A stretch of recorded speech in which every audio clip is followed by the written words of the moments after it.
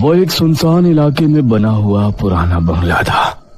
बंगले के चारों ओर अजीब सा मौत जैसा सन्नाटा पसरा हुआ था। एक 25 वर्षीय युवक कमरे के अंदर गोल घेरा बनाए बैठा हुआ कुछ बड़बड़ा रहा था। कमरे में 0 वॉट का बल्ब जल रहा था और चारों ओर फर्श पर तंत्र मंत्र के सामान बिखरे हुए थे। उस युवक की हालत बहुत ही गंदी थी। अचानक उसके कानों में बंगले की डोरबेल की आवाज बढ़ी। उसने अचानक अपनी आंखें खोल दी।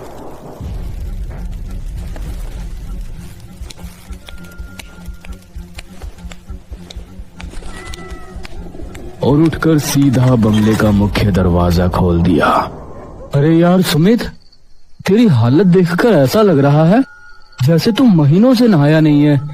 और ये तूने अपनी क्या हालत बना रखी है?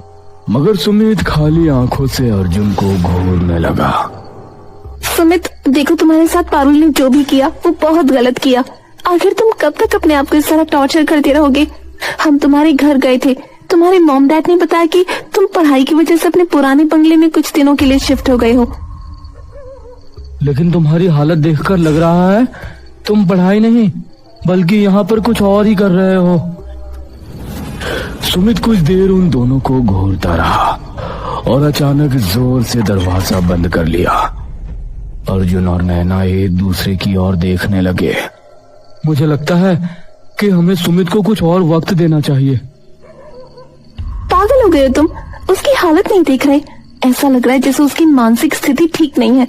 मुझे लगता है कि हमें उसके घर वालों को इन्फॉर्म कर देना चाहिए। शायद तुम ठीक कह रही हो, चलो चलते हैं। अर्जुन नैना के साथ वहां से चला गया।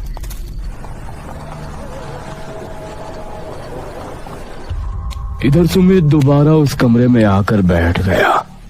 वो एक टेबल के पास गया और एक लड़की की तस्वीर उठाई। अचानक उस तस्वीर को देखकर उसकी आंखों में नफरत के भाव झलकने लगे। तुम चाहे कितने भी अमीर बाप की औलाद क्यों ना हो पारुल, लेकिन तुम्हें मेरे साथ किए गए धोखे की सजा भुगतनी ही होगी।